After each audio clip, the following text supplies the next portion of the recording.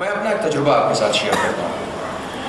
ایک صاحب جامعہ ملیہ کے پروفیسر ہیں، انہوں جامعہ ملیہ کے پروفیسر، ایک مرکز علم ایجوکیشن سسٹم سے جڑا ہوا ہے ایک آدمی، پڑھا لکھا ذہین عاقل، دنیا دیکھا ہوا، باہر کے ملکوں کا سفر کیا ہوا۔ آپ کی طرف ہے یا نہیں ہے مجھے نہیں معلوم، یو پی میں ہے یہ، یو پی میں اور دہلی کے قرب و جوار میں ہے۔ جب کسی کی سیبوں کی مجلس ہوتی ہے تو اس میں چنے بٹتے ہیں، اس میں چنے بٹتے ہیں، مجھے نہیں معلوم یہاں ہے یا نہیں۔ اچھا، یہاں اس سے آگے نہیں ہوگا، ان چنوں کو پیک کر کے نہیں بانٹ سکتے، کھول کے ہی بانٹیں گے۔ یہاں بھی ہے یہ نہیں، ایسا تو نہیں ہے نا؟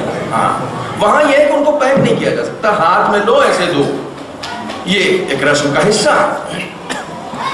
تو ایک صاحب نے آ کے مجھ سے مسئلہ پوچھا کہ مولانا دیکھیے میں پروفیسر ہوں اور مجھے شرم آتی ہے کہ یہ جو رسم ہے ہمارے یہاں کی کہ صاحب پیک نہیں ہوں گے اور چنا جو بٹ رہا ہے وہ کھلا ہی بٹے گا۔ اب کھلا بانٹتے ہیں تو وہاں پیروں میں آتا ہے، لوگ زمین پہ چڑھ رہے ہیں، اس کے اوپر بے حرمتی ہوتی ہے، تبرک کی اہانت ہوتی ہے۔ تو میں یہ چاہتا ہوں پیک کر دوں سلیقے سے اور ایک ایک کو اٹھا کے دیتا رہوں تاکہ زمین پہ گرے نہیں، کوئی بے حرمتی نہیں کرے۔ اچھی بات ہے بھائی، پہلی مرتبہ آپ کی سمجھ میں یہ بات تو آئی کم سے کم کہ ہاں یہ بے حرمتی نہیں ہونی چاہیے، یہ بدعقلی ہے، بالکل کریں۔ کہیں دین نے اس کی اجازت دی ہے نا؟ میں نے کہا دین میں چنا بھی نہیں تھا، آپ چنا لے آئے ہیں۔ دین میں چنا بھی آپ ہی کا اپنا ہے۔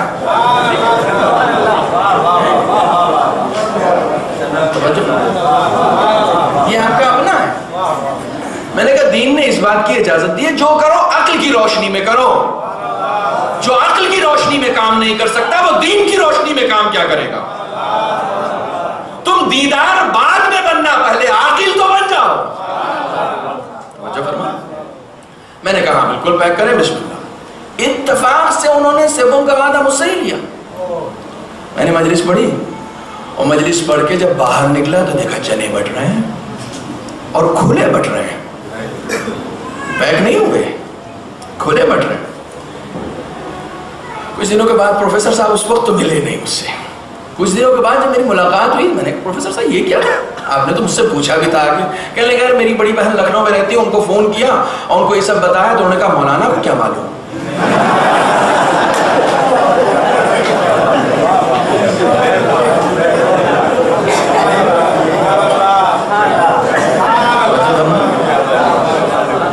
میں کہا مولانا کو کیا معلوم؟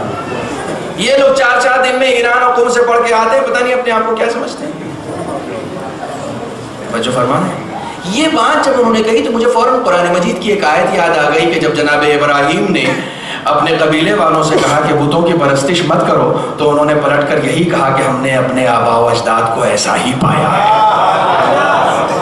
جو آباء و اجداد کی تقلید کرتے ہیں وہ بت پرستی کرتے ہیں، دینداری نہیں کیا کرتے ہیں۔ آباء و اجداد کی تقلید کا نام دینداری نہیں ہے، مرجع وقت کی تقلید کا نام دینداری ہے۔